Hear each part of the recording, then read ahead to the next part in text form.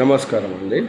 ఈరోజు మనము 10th class అయిపోయినాక ఏ స్టూడెంటు ఎలా ప్రాక్టీస్ చేస్తే అంటే ఏ బ్రాంచెస్కి వెళ్తే బాగుంటుంది, ఏ గ్రూప్స్ ఎంచుకుంటే బాగుంటుంది టాపిక్తోని మనము ఈరోజు వీడియోలో మనం డిస్కస్ చేద్దాము. ఇంకా మన ఛానల్ చాలామంది చూస్తుంటారు కానీ సబ్స్క్రైబ్ చేయట్లేదు. ప్లస్ బెల్ ఐకాన్ నొక్కండి.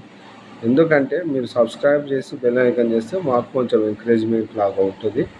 10th క్లాస్ తర్వాత మనం ఏం చేయాలి అనే అంశంతో మనం ఈరోజు మన వీడియో స్టార్ట్ చేద్దాము. ఈరోజు మనము యాక్చువల్గా 10th క్లాస్ తర్వాత మన 10th క్లాస్లో మీరు కొంచెం ఫ్యూచర్ ప్లానింగ్లో సివిల్స్కి వీటికి వెళ్ళాలనుకుంటాం.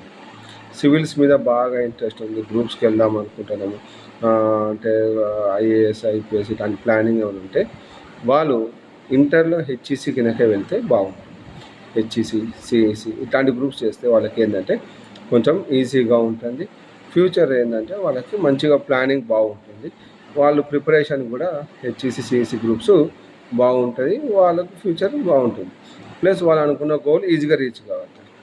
మ్యాథ్స్ చాలా బాగా వస్తుంది, మనం ఇంజనీరింగ్ వెళ్ళాలి, ఇంజనీరింగ్ సైడ్ వెళ్ళాలి అని అనుకున్న వాళ్ళు ఇక్కడ రెండు వేరియస్ ఉంటాయి. టెక్నికల్ ఫీల్డ్కి వెళ్ళాలంటే తక్కువ అలా అంటే ఈజీగా మనం ఇప్పుడు తెలంగాణ వచ్చినాక టెక్నికల్ ఫీల్డ్కి వెళ్ళాలి అనుకున్న వాళ్ళు ఫస్ట్ మనము డిప్లొమాకి పాలిసెట్ రాసి డిప్లొమాకి వెళ్ళాలి. పాలిసెట్ రాసి డిప్లొమాకి వెళ్తే మీకు 3 ఇయర్స్లో కోర్స్ అయిపోతుంది. మళ్ళీ బీటెక్లో వెళ్ళగానే మనం డైరెక్ట్ రిక్రూట్మెంట్ డైరెక్ట్ సెకండ్ ఇయర్కి పంపిస్తారు వాళ్ళు. మీతో డిప్లొమానే మీరు మంచి పర్సంటేజ్తో పాస్ అయిపోయాను అనుకోండి, పాస్ అయిపోతే మీకు అక్కడే ప్లేస్మెంట్లో జాబ్స్ రావచ్చు.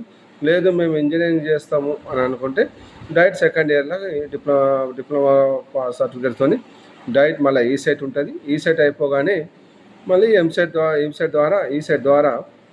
ఈసెట్ ద్వారా మనం ఏం చేస్తామంటే ఇంజనీరింగ్లో డైరెక్ట్ సెకండ్ ఇయర్కి వెళ్ళిపోతాం. అదే బ్రాంచ్, సేమ్ బ్రాంచ్. మనం ఒకళ్ళు చేంజ్ చేసుకోవాలనుకుంటే కూడా ఒక ఆప్షన్ ఉంటుంది.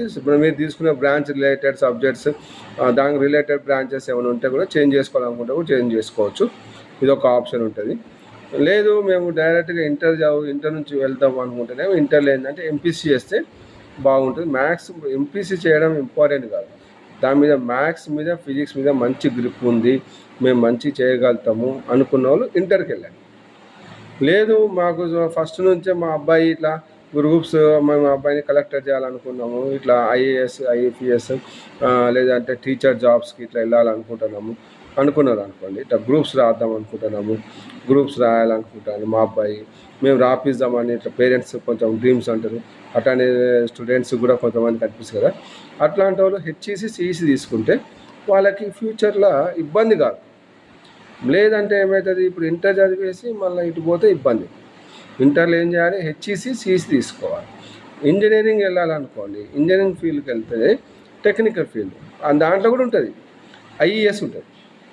ఐఏఎస్ ఎట్లా చదవాలి అంటే ఇంటర్ అయిపోయినాక బీటెక్ అయిపోయినాక ఉంటుంది.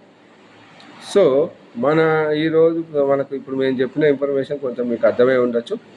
సో ఫస్ట్ మనం ఏం చదవాలి, ఇంటర్ కావాలనుకుంటే ఇంటర్ 10th అయిపోయినాక మనకి గ్రూప్స్ కిందకి వెళ్ళాలనుకుంటే హెచ్ఈసి సిఈసికి వెళ్ళండి. లేదు ఇంటర్ చేద్దాము టెక్నికల్ ఫీల్డ్కి వెళ్ళాలనుకుంటే ఐటీఐ కూడా ఉంటుంది. ఐటీఐ కూడా ఉంటుంది. 10th తర్వాత ఐటీఐ ఉంటుంది.